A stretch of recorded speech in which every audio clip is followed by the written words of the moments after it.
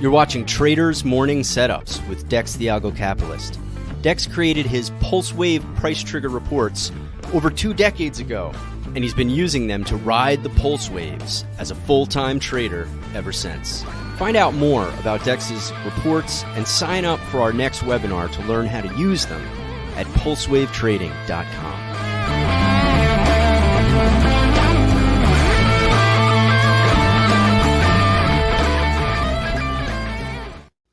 Good morning. Hopefully everyone's having a great day. It is a great day to be alive for sure.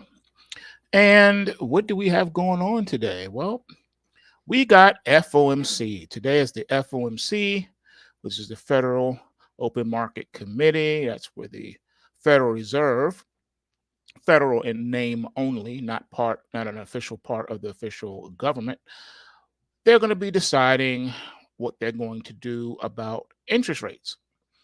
And there may or may not be some language that people will be able to take cues from.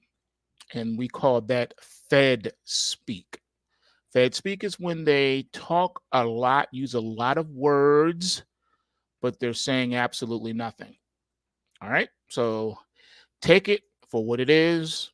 Of course, the Jedi Master, the Yoda of Fed speak, was none other than himself, Mr. Alan Greenspan, famous back in the 1990s.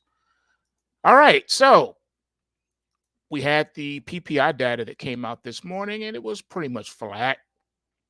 And no big surprise there, which means it's bullish for the stock market. And we're going to get into where we are in the stock market right now. All right, so the U.S. dollar index is down 16 pips at 103.70 this morning. You have the euro up 15 pips at 108.09. You have the pound sterling down about 20 pips right now at 125.44.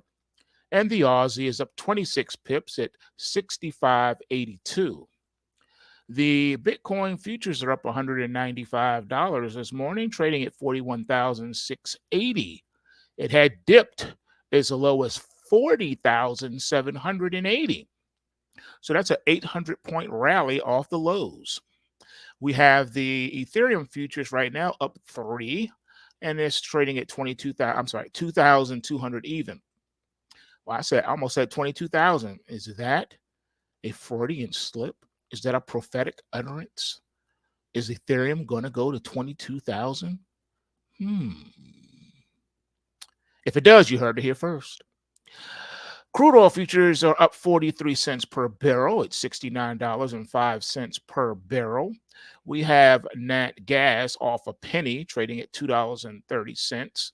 We have gold futures trading up $6.10 per ounce at $19.99.40. That's $1,999.40 per ounce.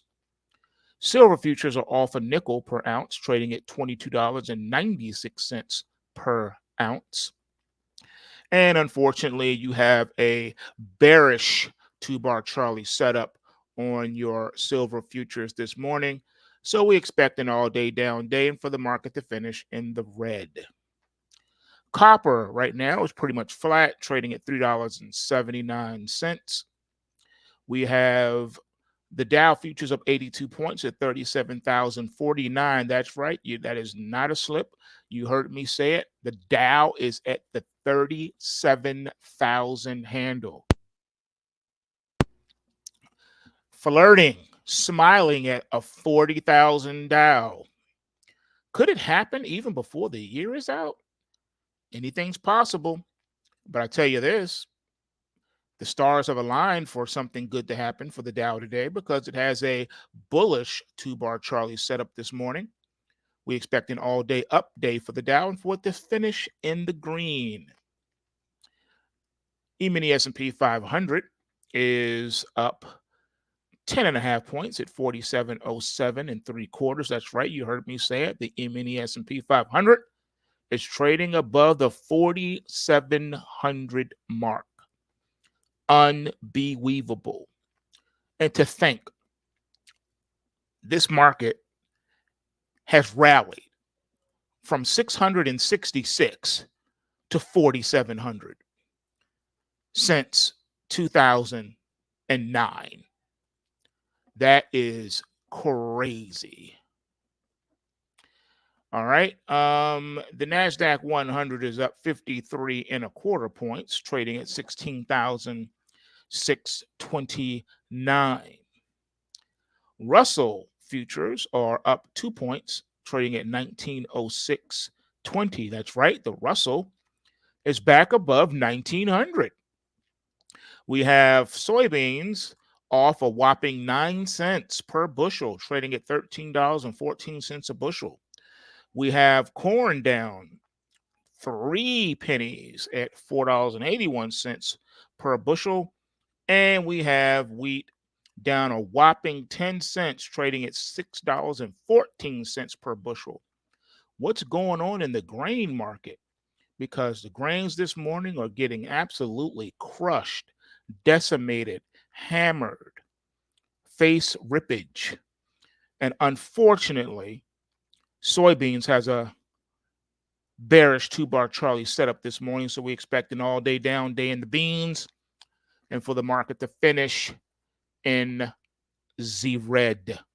I know you don't want to hear that. I know it's hard. It's difficult to have to hear that and deal with it, but it is what it is, okay? And we just have to deal with it. I don't know what's going to happen from this. I really don't. I don't know if there's a glut for real, like we really have it. I don't know. I've been hearing bad news about, the grains and things of that nature, but you couldn't tell it by the price action today. All right, give me just a second.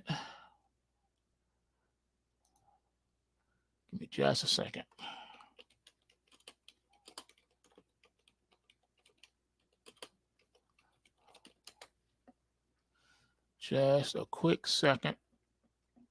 Computer's running a little slow right now.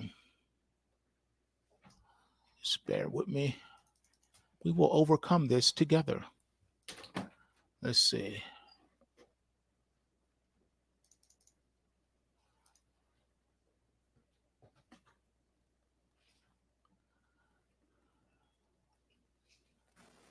All right.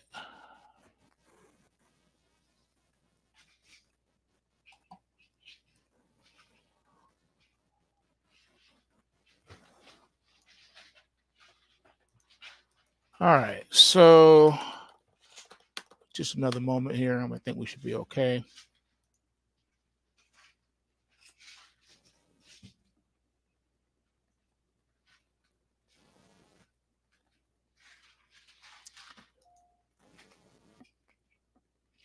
All right, that was not good. Computer's acting weird. Just bear with me.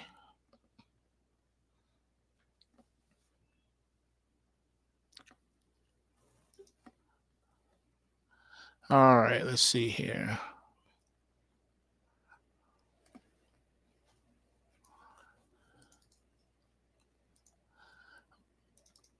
Technical difficulties persist. Okay. All right.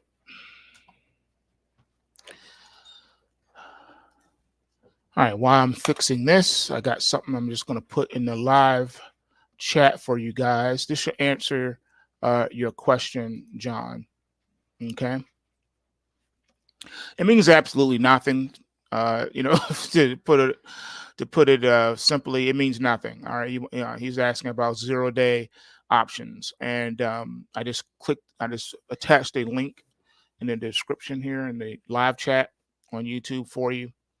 Hopefully you'll be able to see that.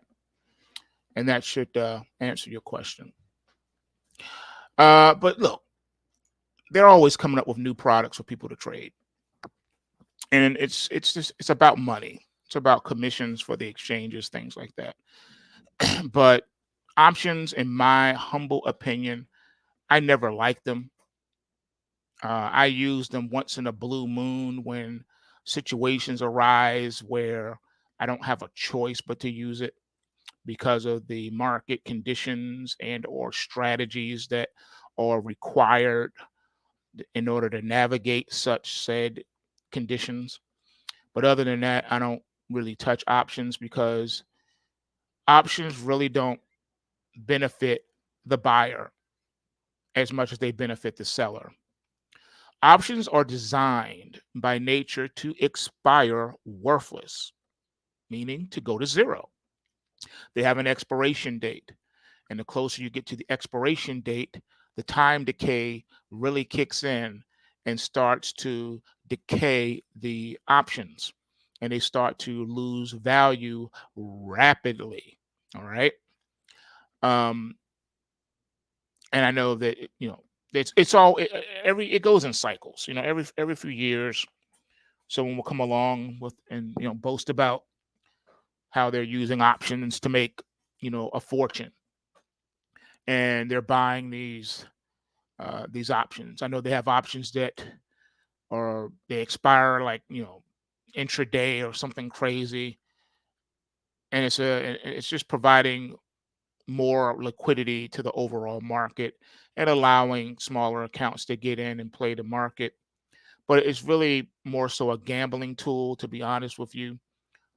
Um, Man, there have been hundreds, if not thousands, of books written on options. I'll be honest with you, full disclosure, back when I was an associated person doing my, Wall Street broker days, it took me 2 years to learn how to trade options. All right. And I had a securities license. That's how complicated options can be. One of my best friends, helped me to understand it. And it's been a powerful thing. Um, but I learned really quick. I mean, I saw it in real time. Every option strategy you can think of, I've seen it, from butterflies to iron condors, bull call spreads, bear put spreads, you name it. I've seen it all. And the only option strategy that I saw that gives the buyer of the option the edge is using strategies where you're buying deep in the money options. You're buying deep in the money calls and you're buying deep in the money puts. And the only way it works is if you buy the deep in the money ones that have at least a 1-to-1 ratio with the underlying security. All right. So you got to have a delta of 100. If you have a delta less than that, it's not going to work. There is a trade, all right, a strategy that you can use that I talked about, going back over a decade ago on YouTube, where you can put on this option strategy, and no matter what happens in the market, you virtually can't lose. If you put this strategy on correctly, if you do it right, no matter what happens, even if you're wrong, you walk away with some money in your pocket. It won't be a lot of money, but it will be a net profit. So you put this thing on right, you think the market's going to go up. You put this strategy on. If there's a flash crash, once you unwind the total position, you walk away with money in your pocket, even if the market moves against you infinite points. It's just it's a strategy. Not too many people know about it and do it, but I have taught it to my post waivers over the years. And it's not something you can just put on every day either. It has to be done in a specific way, and it has to be done at a specific time. It's like, if I had to describe it, I would say it's analogous to preparing pufferfish. All right. You got chefs that go to school forever to learn how to prepare this meal, because if prepared incorrectly, you will kill the person who eats it. All right. Or even yourself if you're the one who's going to eat it. So it's a very specific way that it must be prepared, and every step must be followed to the T, or death will be imminent. Well, that's how this strategy is that I'm talking about. If done correctly, you can come out ahead even if you are wrong. There's not too many strategies that exist that if you're wrong, you still get a payday. Okay. But again, it can't be done every day, and it cannot be done um, whenever you feel like it. And it has to be done in specific markets, particular markets at particular times. The other thing that you're not going to find on the internet anywhere or in any books, because again, these kind of secrets are not put in books.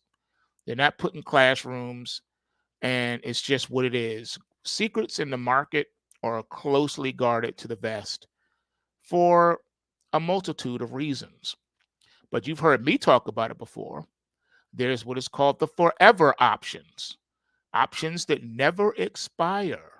You've probably never heard of that before. I'm going to say that does not exist, but that is not true. That is not true. There is a way to trade the options so that you don't get hurt. And that if you're right, you'll make money. And you don't have to worry about the option ever expiring on you. All right? Forever options. You can Google search it all you want. I guarantee you, you will not find it. You can ask your college professor, your economics professor, your finance professor, and they will look at you like that doesn't exist. Whoever told you that is full of it. They don't know what they're talking about. I'm here to tell you it does exist, and it's available daily to our pulse waivers. Yeah, see? So, again, secrets are closely guarded. It's not something you just throw out there to the masses. Absolutely not. I mean, I had to learn this stuff trial by fire, blood, sweat, and tears. I had to put my 10,000 hours in. And if you're going to be an expert at anything, it's going to require 10,000 hours or 10 years, whichever comes first. But really, it's 10,000 hours because that equates to about a decade of learning. All right. You got to put in your 8 to 16-hour shifts, get those 10,000 hours in. All right. That'll give you the expertise that you need. It does not guarantee you success. It just gives you the expertise to have success. Meaning that if you have the 10,000 hours and there's another guy who doesn't, you will be light years ahead of that person. All right. So that's all that means. Trading is one of those few things that does not guarantee victory, no matter how much you know about the markets. All right. But you do need to know and have substantial knowledge about the markets just to be able to play in the field. It's like going to university, going to college. You say you want to become a doctor or you want to become a lawyer. Well, it's going to require you to spend a lot of time in school. You got to get your 4-year degree, then you got to be accepted into the law school or the medical school, and you got to do another 4 years there. And if you're going the doctor route, you got to do some residency somewhere, and then there's additional specialty training if you want to specialize in a specialty. And it's like with the law thing, you graduate from college, you got your 4 years. Now you got to find a nice, suitable law firm that's willing to hire you. Then when you come in through the door, okay, fine, you understand the theory, but now let's show you law and practice. And there's a whole lot to learn. And you're going to realize a lot of the stuff you learned in university, you probably don't even use it. It doesn't work in the real world. It's just theory. But real life application is totally different. And now you have to sit under someone who's going to show you the ropes, is going to school you. And the only way to get that experience is to get experience. And if you want to be a trial lawyer, well, you're going to have to spend a lot of time in court. So that means you're going to have to understudy with a trial lawyer who's willing to take you to court with them so you can see how they move into court. And it's just so much learning and studying, and it's a lifetime of learning and studying. And no one's just giving you all that for free. And there's no such thing as teaching experience. You can't teach experience. You can only gain experience by doing. You can read 1,000,000 books, and that's not going to give you any experience. You're just getting all the theory. That's it. Theory and application are two different things. So I say all that to say, today is FOMC day. If you are not already long the stock market, then I would not suggest you get long now because you have no cushion. If you're already long the market, well, you're going to have to, make sure your stops are in and be prepared that once the news comes out, unless, he slips and says something crazy, the stock market should end in the green today. All right. So we'll see what happens. There are times when the market will rally into the FOMC and then sell off after the FOMC. But 9 times out of 10, if you look back over the last year or so, you'll notice that right after the CPI data comes out, the market would rally about 800 points as far as the Dow is concerned. So we didn't get a huge run up this last CPI, but now we got FOMC on the back of it. So I think the market is a delayed reaction. I think we're really going to see a big run up pop today after the FOMC. And it's a possibility that the market may not pull back until Friday. If at all, we could see a hyper Santa Claus rally. A hyper rally is where the market does not pull back at all. It just keeps going up, new highs every day, every week until the end of the year, last trading day of the year. Market ends up on a huge explosive rally. And then when January comes, the market starts to cool off and sell off and correct and decide what it wants to do from there. All right, so that's usually what that is. So let's get into this pre-market news. We already talked about the Fed's big decision, but did you know that there's a video out that shows a Tesla Cybertruck getting towed in the snow by a Ford? Wow, you can't make this stuff up. Yeah, let's get into it because that is something else. But first, our big story is about Netflix. Netflix and chill. Netflix's big power move. Where does all the time go? Watching Netflix, it seems. For the first time, Netflix released viewership data for almost all of its portfolio. Let's look under the hood. The report, which represents more than 18,000 titles and covers some 100 billion viewing hours, ranked the streaming service's most watched shows and movies for the first half of 2023. Netflix has teased us with data before through release of top 10 lists, but this is different. In the latest report, there's a whole bunch of information for cinephiles to sink their teeth into. It's in stark contrast to the seemingly tight-lipped company of days gone. Netflix has been criticized in the past over a lack of transparency, which was a thorny issue in this year's strikes by Hollywood writers and actors. However, Netflix CEO Ted Sarandos said on Tuesday the data dump was not in direct response to the strikes. Instead, he suggested it was part of a more general shift toward increasing transparency. That may be so, but the report will also help attract ad dollars and turn up the heat on other streamers, especially when shows like The Night Agent can log a mouth-watering 812 million viewing hours. The data release was, in many days, a classic Hollywood power move. Although the report is nearly comprehensive, it isn't without caveats.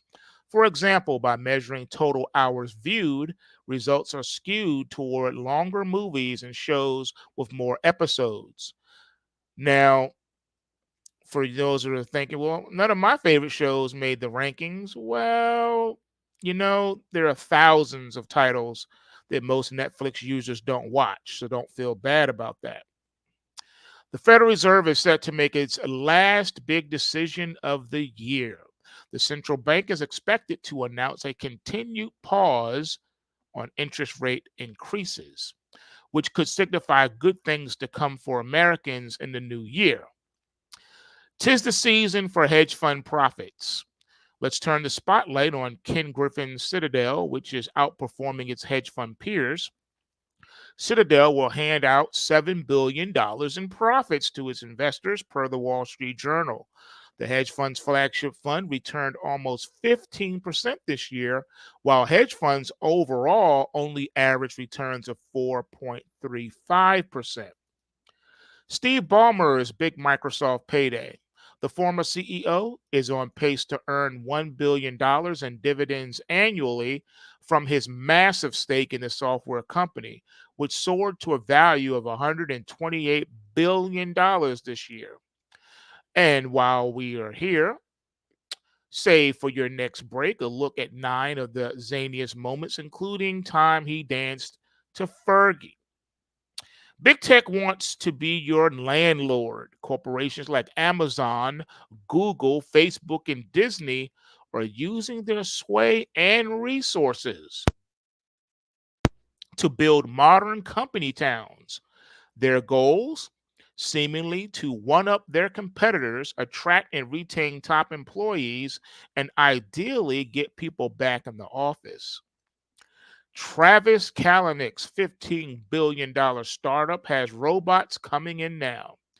At a recent Cloud Kitchen's All Hands, Kalanick said the robots won't unionize or quit.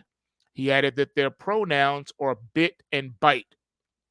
So, again, this is some tongue in cheek at you workers out there, you 9 to 5ers. They're looking to replace you with these robots. They keep saying, oh, it's not going to happen. Yes, it's going to happen. Because, like they said, the robots won't unionize or quit or call out sick days or want to take vacation. So, this is the way of the future, folks, like it or not. There's video that's showing a Cybertruck getting towed by a Ford pickup. Tesla's electric pickup truck appears to have gotten stuck on an off-road trail.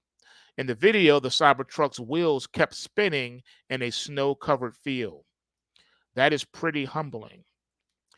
Fundraising could explain why Harvard's president got to stay and Penn's had to go.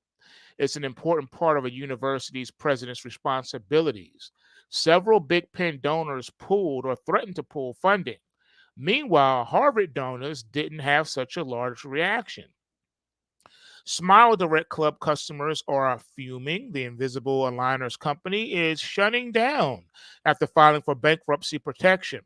But customers still have unfinished business, incomplete treatments, outstanding bills, no more customer care support. That is sad. That is a shame, leaving your customers out there in the lurch like that. Reese's version of Spotify Wrapped went horribly wrong. The reservation company tried creating a personalized year-end review for users in the style of Spotify's popular recap, but a coding error prevented users from actually seeing their recaps. And in other news, the wave of messy, high-profile divorces may be a sign of bigger social shifts to come. Alabama is going to use gas to execute someone, but corrections officials warned it could hurt other people in the room. Elon Musk's Starlink is booming, with traffic almost tripling this year. And there's a chart that shows a key reason why millennial parents are miserable. Do you shower with your face or back to the water? U.S. millennial women are now more likely to die in their late 20s and early 30s than any generation since World War II era report. Wow. And what's happening today?